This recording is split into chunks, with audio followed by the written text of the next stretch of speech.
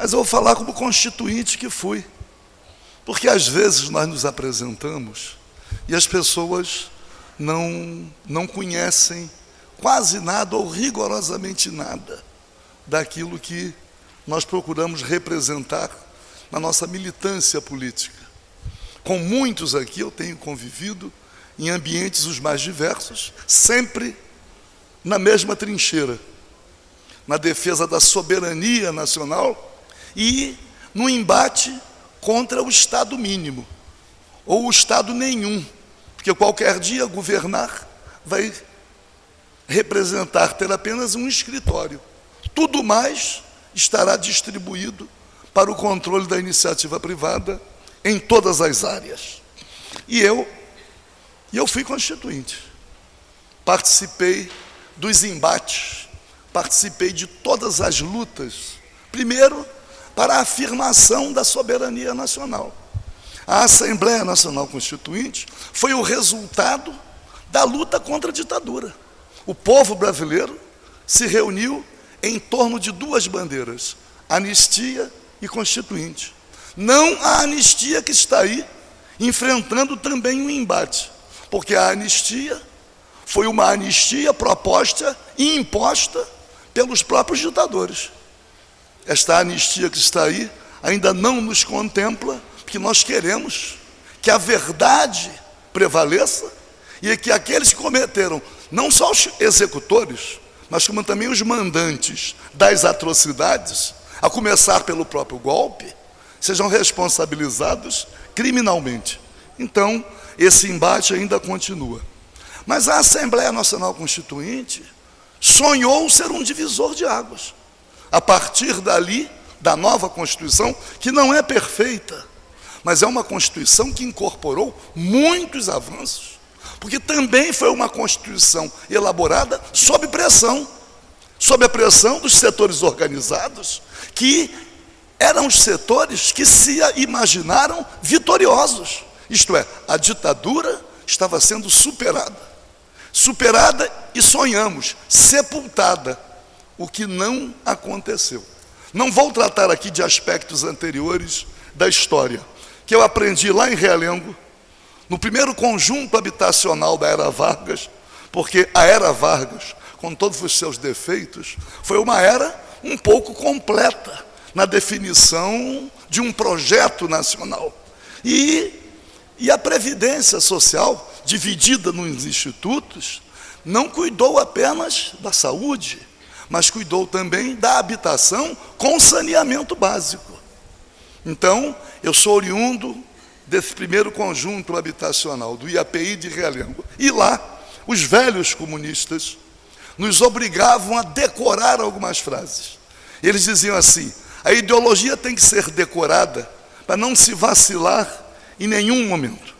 E uma frase que eu decorei diz assim, eu não quero fazer considerações, retrospectos históricos, a frase diz assim: ser capaz de analisar cada fase da nossa história, ser capaz de avaliar cada passo da nossa caminhada, assumir as limitações e desenvolver as capacidades, avançar na luta na certeza de que, conscientes e organizados, chegaremos à vitória.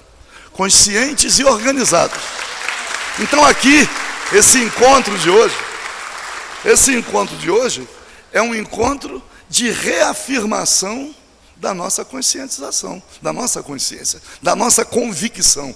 E a nossa convicção nos impõe a compreensão de que este modelo, dentro do qual estamos mergulhados, é um modelo que não representa futuro nenhum para o povo brasileiro.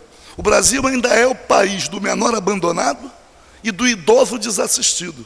Se é o país do menor abandonado, não tem princípio. E como não tem princípio, obviamente, não terá fim. Será também o país do idoso desassistido.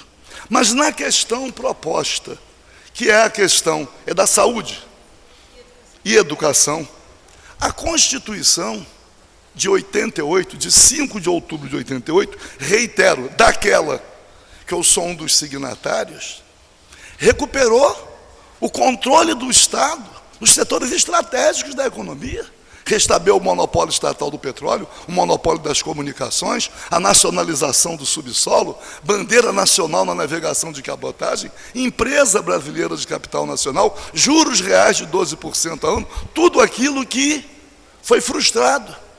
E dizer, e tem que dizer, sem qualquer preocupação, agora com antecedentes históricos, que promulgada a Constituição, todos os setores praticamente que se mobilizaram para pressionar, para que aquela Constituição incorporasse os avanços que incorporou, se desmobilizaram.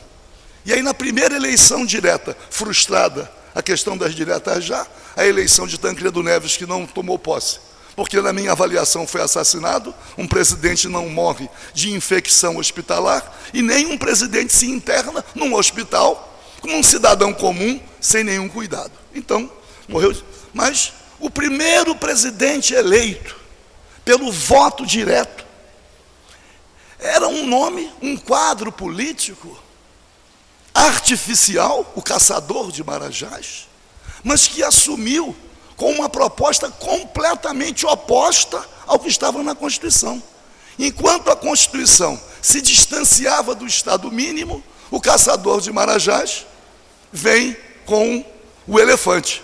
Quanto menos Estado, mais saúde, mais educação. Dizer que o Caçador de Marajás foi eleito pelo Sistema Globo, pelo senhor Roberto Marinho.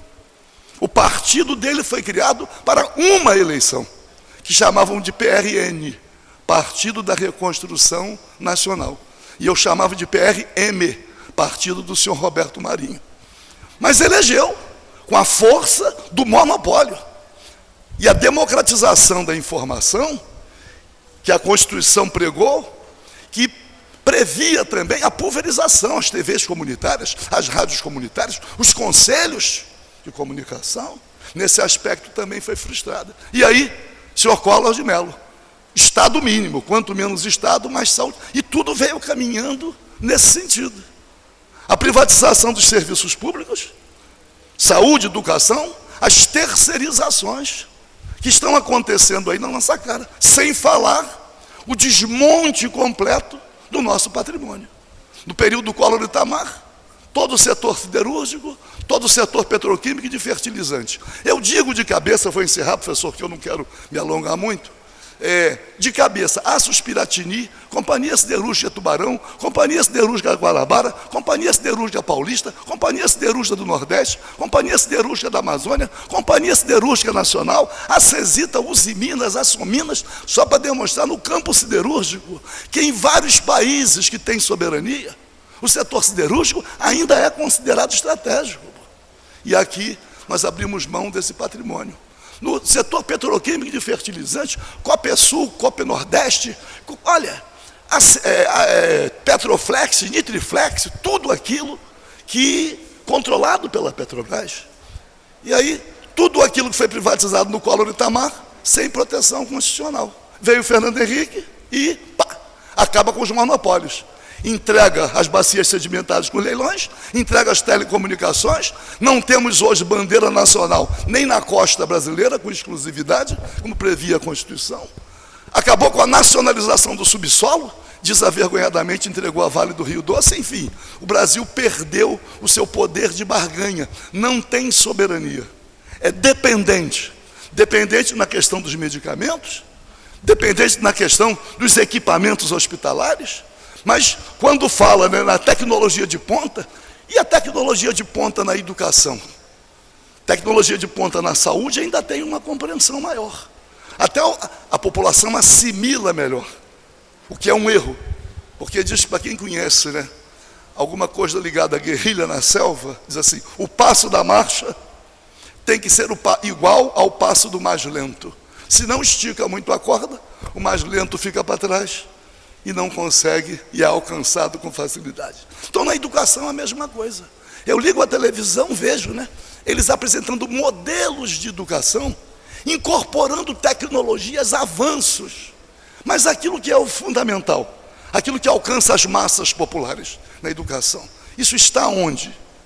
Então, não temos soberania, a dependência é muito grande, e aí vem a Constituição fala na seguridade social, saúde, assistência e previdência, com recursos. A seguridade social, ela não é deficitária no Brasil. Ao contrário, transfere recursos para a própria iniciativa privada. A iniciativa privada não assumiu só o atendimento daquilo que é mais superficial. A medicina de alta complexidade fica nas mãos do próprio Estado. Mas assumiu também recebendo recursos públicos. Tem os planos de saúde, a medicina de grupo, mas transferência. Aí vem uma tragédia maior, que envolve a educação e envolve a saúde, e vou concluir, que é a maldita lei de responsabilidade fiscal.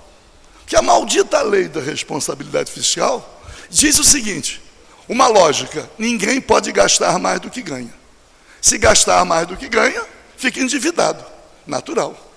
Só que a lei de responsabilidade fiscal diz o seguinte, não pode gastar mais do que ganha, salvo para pagar os juros da dívida. Mas para pagar os juros da dívida, tem que economizar. Aí eles falam no superávit primário. Aí eles cortam os custos, eles cortam os recursos da educação, eles cortam os recursos da saúde, eles cortam os recursos de tudo.